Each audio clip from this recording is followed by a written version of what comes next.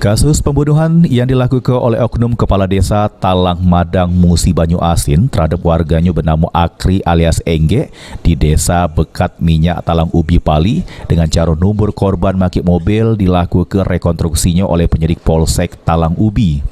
Di mana rekonstruksi yang dilakukan di halaman depan Polsek Talang Ubi Pali diperagakan langsung oleh terdakwa sebanyak 12 adegan.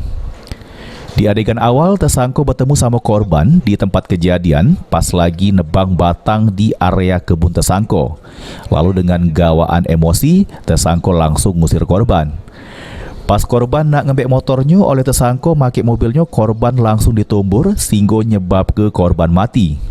Rekonstruksi yang dilakukan ini guna proses melengkapi berkas perkara sebelum kagetnya dilimpah ke Kejari Pali. Juru rekonstruksi, anak korban Rizky sama keluarga lainnya hadir buat nyelik jalannya rekonstruksi.